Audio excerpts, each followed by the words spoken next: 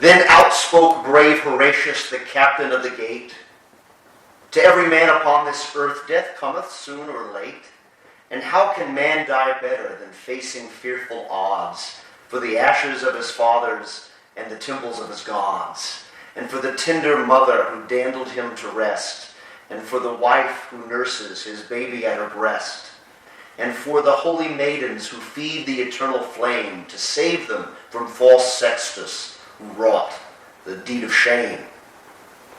Salvete and welcome to Magister Peace Theater. The lines just recited come from a very famous poem written by an English poet named Thomas Babington Macaulay.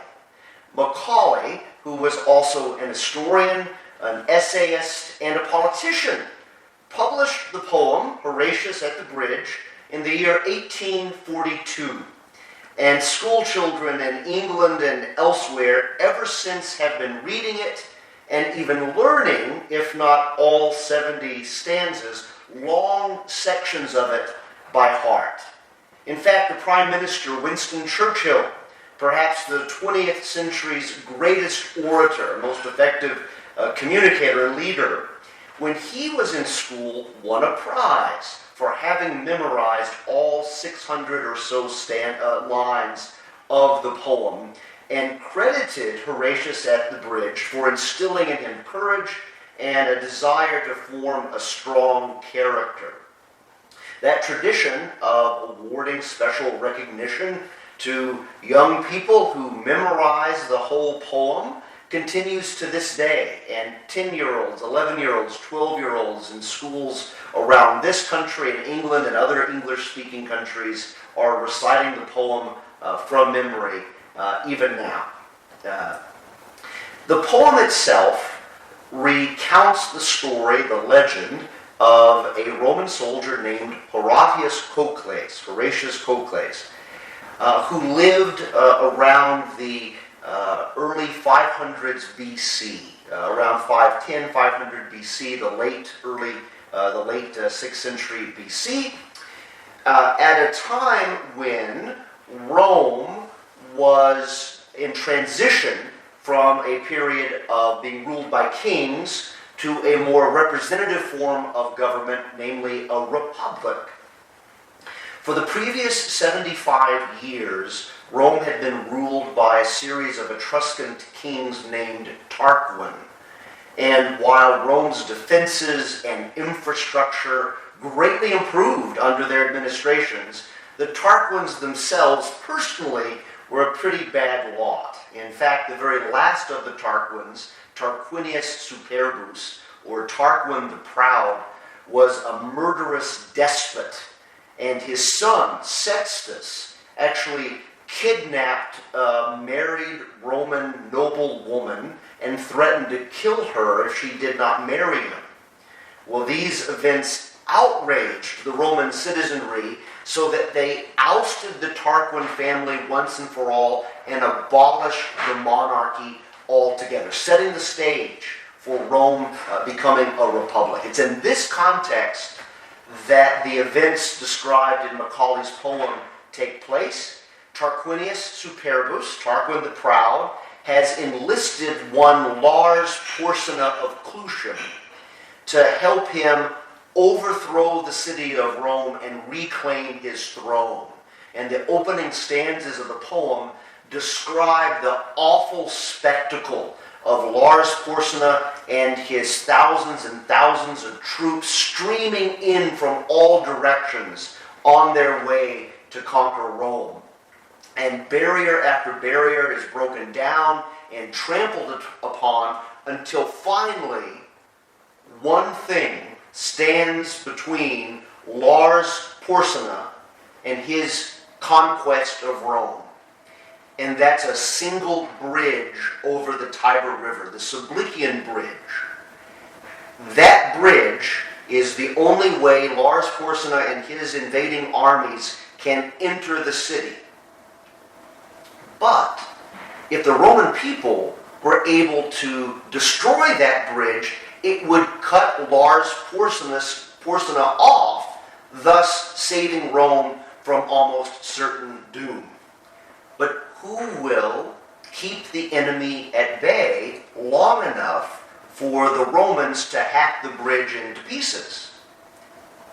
Horatius, the captain of the gate, will, along with his stalwart companions, Titus Herminius and Spurius Lartius, the dauntless three. And now, Horatius at the Bridge by Sir Thomas Macaulay.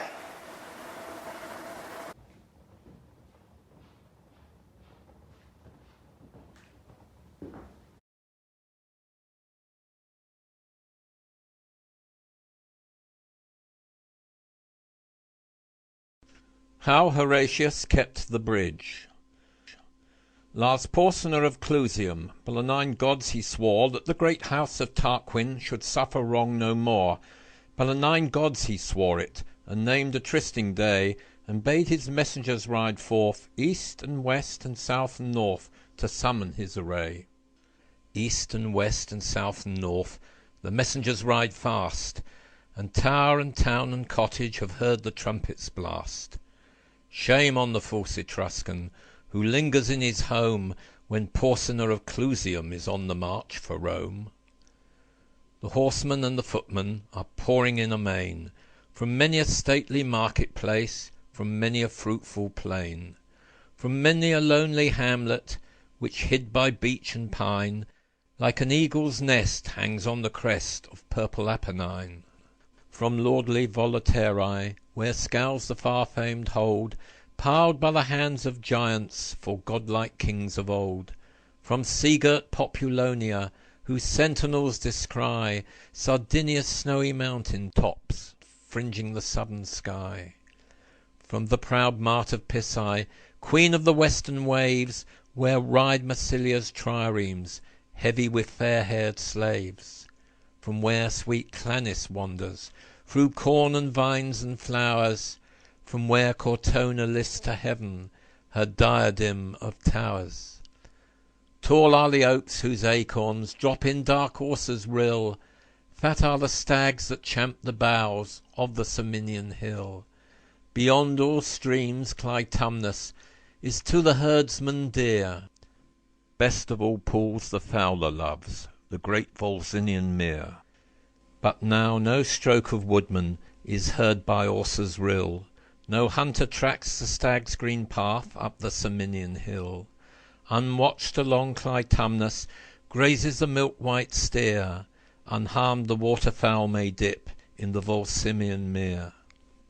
The harvests of Arretium this year old men shall reap, this year young boys in Umbro shall plunge the struggling sheep, and in the vats of Luna this year the must shall foam round the white feet of laughing girls, whose sires have marched to Rome. There be 30 chosen prophets, the wisest of the land, who always by Lars Porsena both morn and evening stand.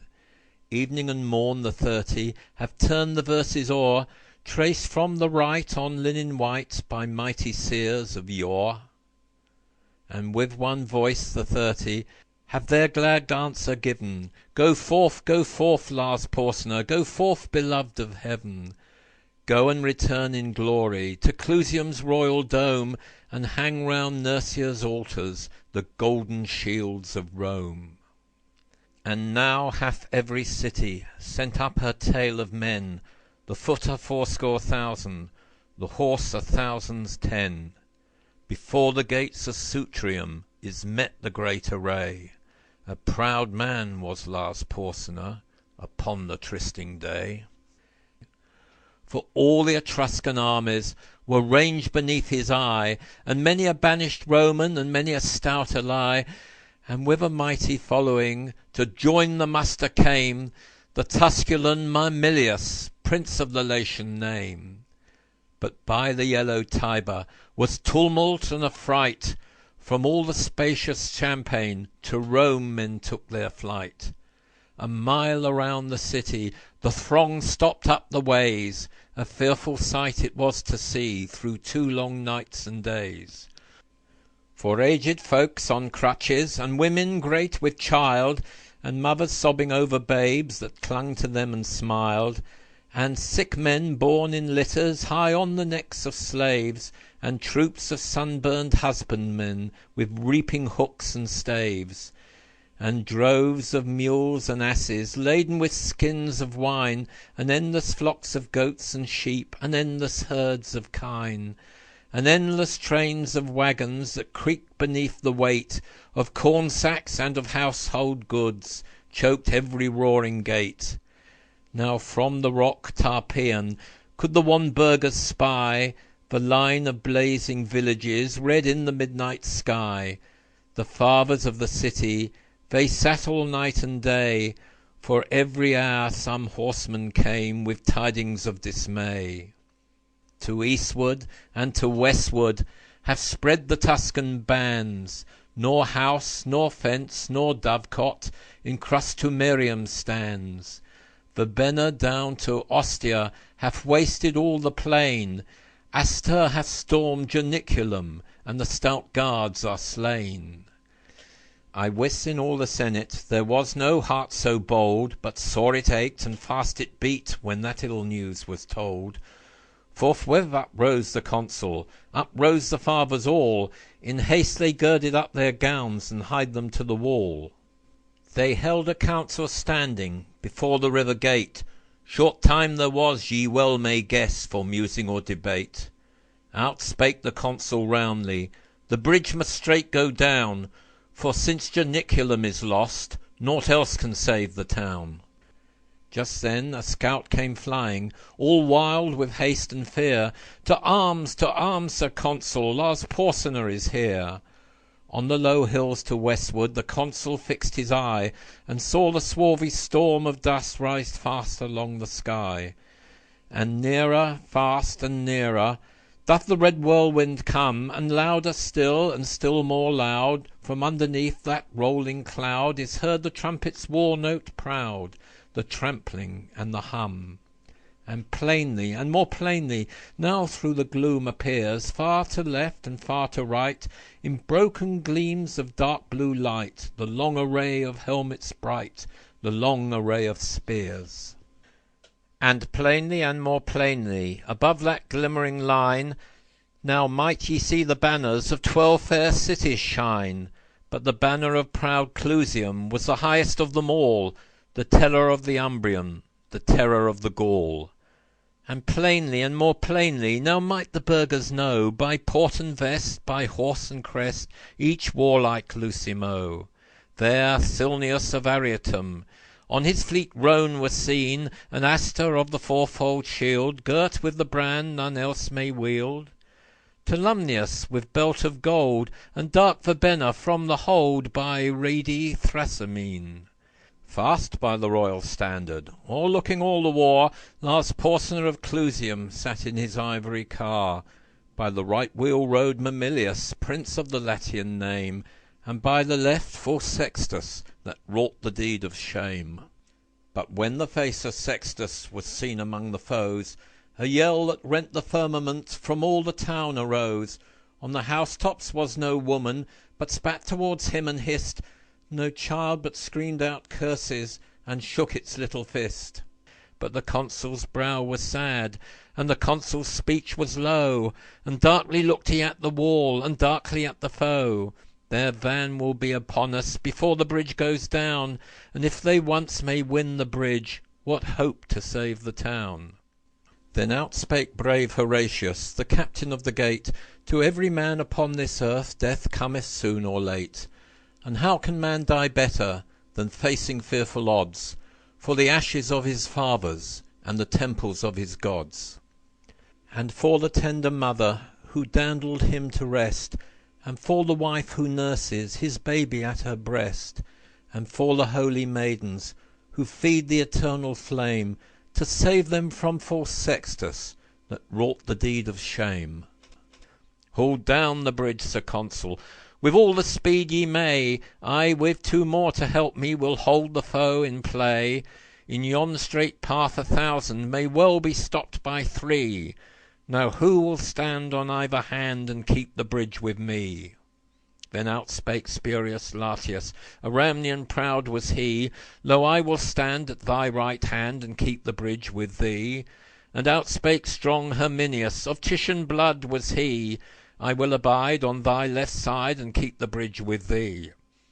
Horatius, quoth the consul, as thou sayest, so let it be. And straight against that great array forth went the dauntless three. For Romans in Rome's quarrel spared neither land nor gold, nor son nor wife, nor limb nor life, in the brave days of old. Then none was for a party, then all were for the state. Then the great man helped the poor, and the poor man loved the great. Then lands were fairly portioned, then spoils were fairly sold, and Romans were like brothers in the brave days of old. Now Roman is to Roman more hateful than a foe, and the tribunes beard the high, and the fathers grind the low. As we wax hot in faction, in battle we wax cold, wherefore men fight not as they fought in the brave days of old. Now while the three were tightening their harness on their backs, the consul was the foremost man to take in hand an axe. And fathers mixed with commons seized hatchet, bar, and crow, and smote upon the planks above, and loosed the props below. Meanwhile the Tuscan army, right glorious to behold, come flashing back the noonday light, rank behind rank like surges bright on a broad sea of gold. 400 trumpets sounded, a peal of warlike glee, as that great host with measured tread, and spears advanced and ensigns spread, rolled slowly towards the bridge's head, where stood the dauntless three. The three stood calm and silent, and looked upon the foes, and a great shout of laughter from all the vanguard rose. And forth 3 chiefs came spurring before that deep array. To earth they sprang, their swords they drew, and lifted high their shields, and flew to win the narrow way.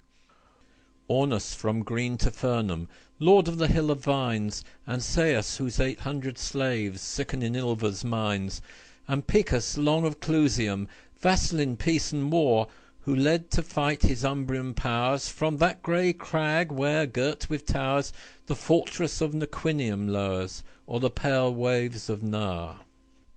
Stout Lartius hurled down Aunus into the stream beneath. Herminius struck at Seius, and clove him to the teeth. At Picus brave Horatius started one fiery thrust, and the proud Umbrian's gilded arms clashed in the bloody dust. Then Ocnus of Falerii rushed on the Roman three, and Lausulus of Ergo, the rover of the sea, and Arruns of Volsinium, who slew the great wild boar that had his den amidst the reeds of Cosa's fen, and wasted fields and slaughtered men along Albinia's shore. Herminius smote down Arruns, Lartius laid Ocnus low, right to the heart of Lausulus Horatius sent a blow. Lie there, he cried, fell pirate, no more aghast and pale, from Ostia's walls the crowd shall mark the track of thy destroying bark. No more Campania's hinds shall fly to woods and caverns when they spy thy thrice accursed sail. But now no sound of laughter was heard among the foes, and a wild wrathful clamour from all the vanguard rose. 6 spears' length from the entrance halted that deep array, and for a space no man came forth to win the narrow way. But hark, the cry is Astur, and lo, the ranks divide, and the great lord of Luna comes with his stately stride. Upon his antle shoulders clangs loud the fourfold shield, and in his hand he shakes the brand which none but he can wield. He smiled on those bold Romans, a smile serene and high. He eyed the flinching Tuscans, and scorn was in his eye. Quoth he, the she-wolf slitter stand savagely at bay, but will ye dare to follow if Astur clears the way? Then, whirling up his broadsword, with both hands to the height, he rushed against Horatius, and smote with all his might.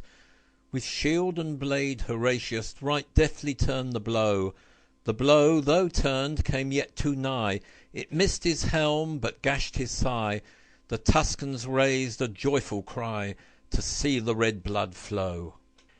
He reeled, and on Herminius he leaned one breathing space, then like a wild cat mad with wounds sprang right at Astur's face.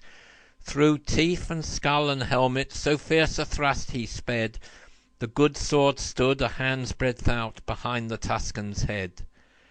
And the great lord of Luna fell at that deadly stroke, as falls on Mount Alvernus a thunder-smitten oak.